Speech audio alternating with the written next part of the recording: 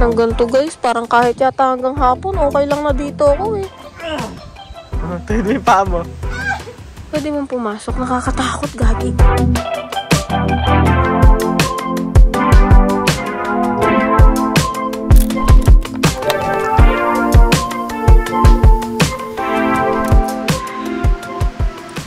So, good morning guys. Time check. 5:08. 5:08 din sa'yo. Morning, Karina. Mababagor. Dito na kami ngayon sa Tanawan. Hindi na ako nag-vlog paalis ng bahay. Ganun na lang. Lagi intro ko paalis ng bahay. Nagre-reklamo na maingay yung kapatid ko. O, paulit-ulit. Tapos mag-withdraw. Kaya dito ko na lang sinimulan, Tanawan. Papunta kami ngayon ng Kalatagan. Tandaan niyo yung pumunta kami ng last time na hindi kami nakapasok sa loob. Kasi sarado pa. Babalikan namin yun ngayon kasi may nakita akong post sa PG1 na nakapasok siya. So, nainggit ako.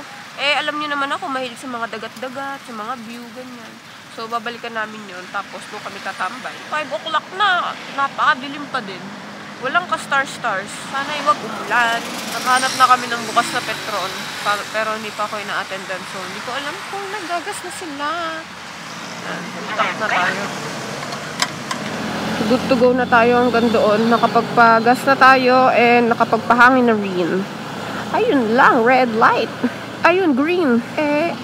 It's a red light. So, kakanan na kami banda here, papuntang Cuenca. Ang dadaanan namin Cuenca. Hindi ko na alam yung sunod. Taal yata, Taal. Sa baba ng Lemery. Tapos, imbis na kakanan kami pa Lemery, kasi packet na ng Tagaytay yun eh. Hindi diretsuhin namin. Papunta na Bawan. Charot, di ko alam. May aso. Ay, ang cute. Kakatingin lang namin sa Google Maps. Walang yan. Kanina, nung nasa Tanawan kami, 64 kilometers lang. Abay, ngayon nasa 80. Sus Maria. 80 kilometers pa ang aming lalakbayin. Kalayo Parang gusto ko magpa-pipe boy. Hirap talaga makahanap ng super ganda. Kung meron na maganda, ang mahal naman. Ano bang tawag sa bundok na to? Ang laki. Bundok ng Cuenca. Pataal na nga. Nung nagtaal-loop kami ng Benelli Panarea, ito yung daan namin. Pero dito kami pa uwi. Grabe, ang ganda ng daan. Nagta-traffic kaya dito, boy, sa tingin mo?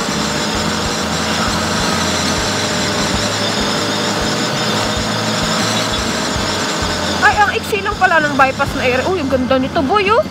Ang ganda ng bahay. Pag nagkabahay ako, gusto ko ganun. Sobrang sobrang luwag ng bakuran eh. Kahit yata 10 kotse ikasya. Ang haba na ng tinatahak namin. Pero malayo pa rin kami. Ang haba ng straight na to. Ako din, first time ko makakadaan dito. Kalaka yung nakalagay eh. Okay, new road unlocked. Parang halos 80% ng Batangas. Ang ganda ng daan. Uy, yung ganda nun, no? Wow! Ang bilis nitong tricycle, no?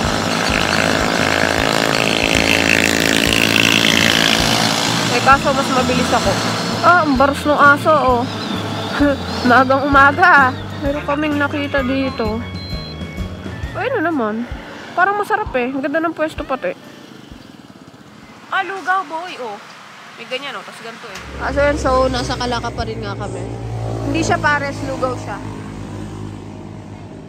Let's eat. Ito naman dito. Okay, kakatapos lang namin kumain. Meron pa kaming 35 kilometers bago makarating doon. Mahaba-haba ulito na dire-diretso lang. Okay lang naman kasi wala namang traffic, saka maganda daan. Maganda ang tanawin. Malamig. Malamig-lamig pa. Time check, 7:26. Fuck! 7:26 na! Ganda ng bundok dito sa kaliwa, oh. Sheesh. Nice one. Wow, boy! Wow! Ang sarap doon, oh. Tatambay ka doon sa sa taas doon. Ayun, oh. Kakaano ko lang pala nitong nakaraan. Kay Ford. Kaka-change oil. Tapos, nag-change din tayo ng oil filter.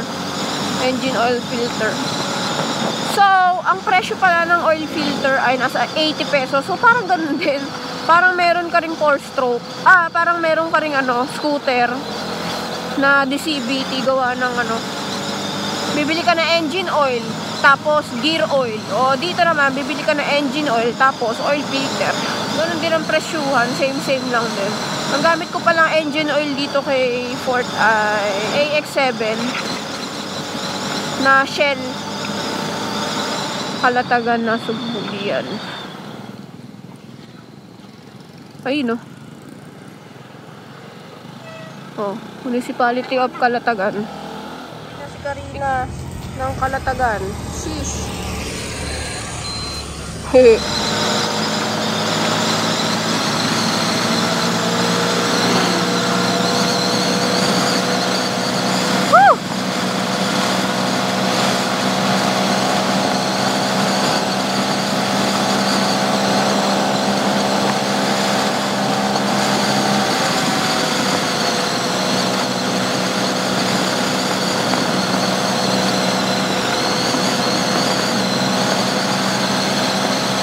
Sarap!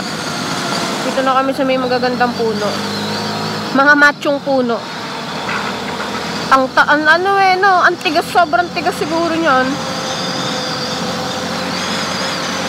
Ganda dito. Boy, nasipol helmet mo. Yung ingay naman ngayon. Nagarang ang ingay ng helmet Time check 8:10. Bagong silang. Nasa Caloocan na pala ako Bagong silang.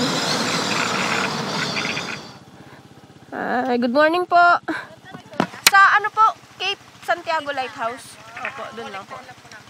Ay, magkano po? 30 pesos per head po. Nung dati wala kasi aga natin.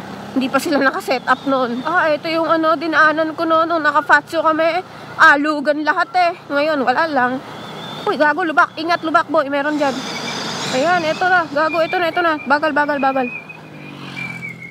Bago yung signage nila, Uy, gago.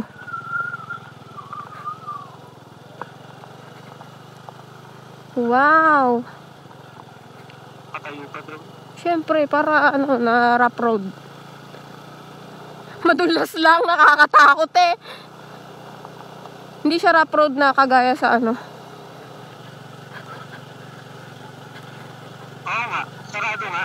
Nay!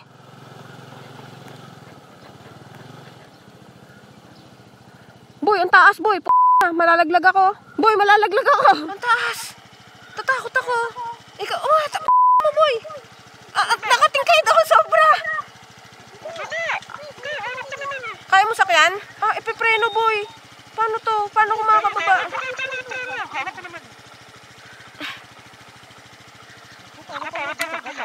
Wala. Talagang tumba na ako dito siguro. Pinababa ko muna kay Aaron tong motor. Ayun pa sila pababa. So, tadaan ako dito. Titignan ko kung anong meron doon. Itong mga gantong spot, ganun ang hinahanap ko. Kung merong ganyan sa Kabuyaw. Sarap pa nun. Diyan ka lang sa ilalim ng sa ilalim ng puno. Tambay lang. Ganun yung mga gustuhan ko Mas maganda siguro kung may katabing ilog, ganun. Sabi ko, inyot.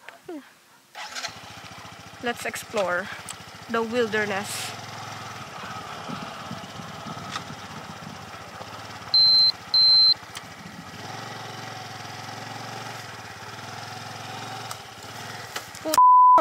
Aray!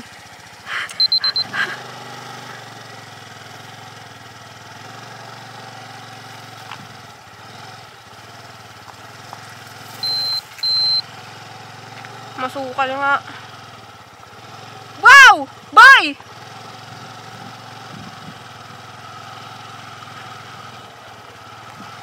Sheesh!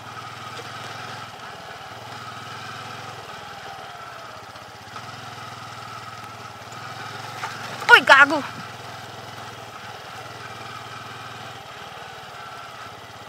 Wala nga lang malilim. Ang init. Ayun na yung dagat Wala nga lang lilim. Ito lang ang lilim. Wow! Uy, mahirap bumaba dito. cliff yan, oh. Ang baba mo ano yan? Tawag dito, ano yan? Sanga. Grabe mo ang low tide. Dito sa kabila, tingnan natin.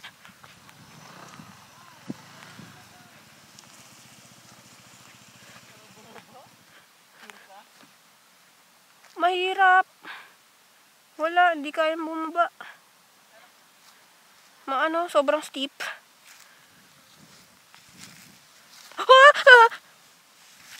Tabi-tabi po. Wala, di pwedeng makababa. Pero ang ganda, oh. Linaw ng tubig.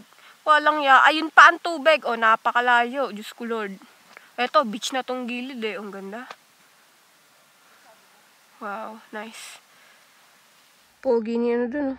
Fort. Wow. So gwapo. Babalik na kami doon. Feeling ko naman bukas na. So, yung mga gantong spot mga gantuhan. Mag-recommend pa nga kayo, please, ng mga gantong spot. Yung mga wala nang bayad, entrance. Yung sobrang raw, ganyan. Wah! Tali pala dun. Putit, do ko nasabi.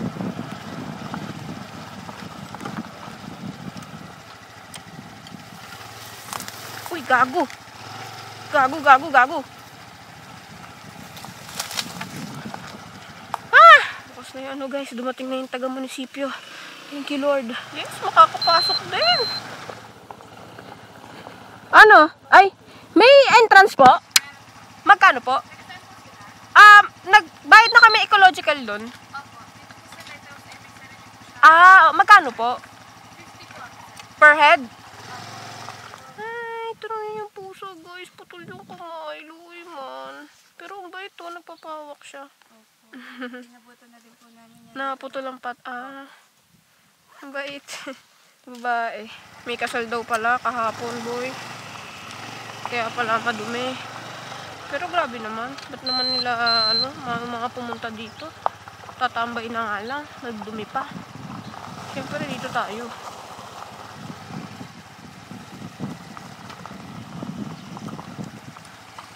Nakapasok din sa loob. Yehey. So, ito yung lighthouse. Kagaya lang din nga siya ng Malabrigo. Pati kulay Saka yung architecture something niya. Baka isa lang na architect yan. Ito naman talagang maganda dito Pagtatambay ka set up ka lang ng upuan dyan. Ito yung upuan ko Upuan lang dyan. Tapos yung view. Sheesh. Laki ng barko ship. Ayaw mag-focus ng maayos yung cellphone. Ayun. Luminaw na. Laki no? Boy, ang lapit ng camera ko, boy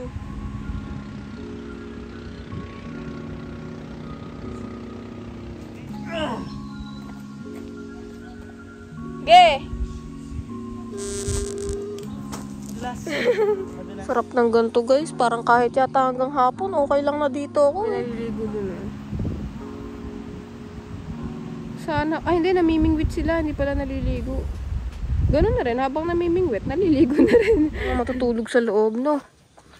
Pwede mong pumasok. Nakakatakot, gagi. Parola ng Cape Santiago. Kilala bilang Faro de Cabo. Faro de Cabo, Santiago. Nakakatakot. Parang boy, feel sa saan natin pinuntahan yun? Sa Baguio, no? Diplomat Hotel.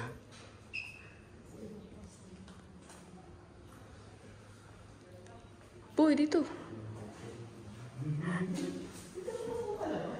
Wala. Kwarto lang to.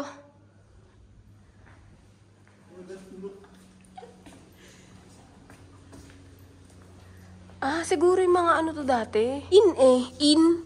So, ibig sabihin, parang siya, hotel, ganun. Ito yung papuntang lighthouse mismo.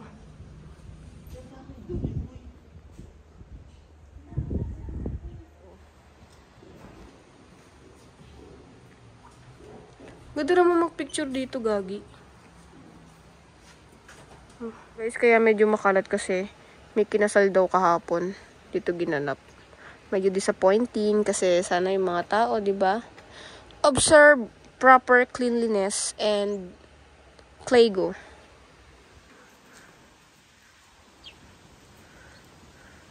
Tuhid mo yung paa mo. Malapit na yung barkong malayo kanina. Cargo ship nga. Fly me to the moon and let me sing among the stars. Yun dapat yung pupuntahan namin last time. Kaso, hindi nga kami pinayagang pumunta or like pumasok dun sa resort. Ayan o, yung ano na yan. Boardwalk na yan. Kita pala yung stilts dito. Ayun o, stilts yun o. Yun o, yung mga ano na yun, cottages na yun. Oras na, 10:20. Uwi na kami. Bye, Cape Santiago Lighthouse. Thank you po!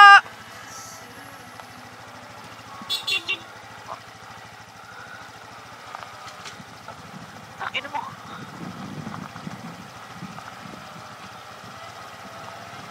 Ang ganda rin talaga ng spot na to eh, oh. Ang lilim, ang lamig dyan eh. Alam mo yung kahit tanghali, tapos pag dyan ka pumuesto, napakalamig pa rin. So, ang daan pala namin guys pa uwi ay Tagaytay na. Lian, Nasugbu, Tagaytay. Usual. And then, saan ba yun? Repal, Blue Valley, and then Bahilan. So guys, titipirin ko na ang ano ngayon. Titipirin ko na ang battery ng GoPro kasi walang dalang Type-C yung kapatid ko, hindi natin ma-charge. Pauwi na lang naman kami. Wala naman na makabuluhan sa aming pag-uwi.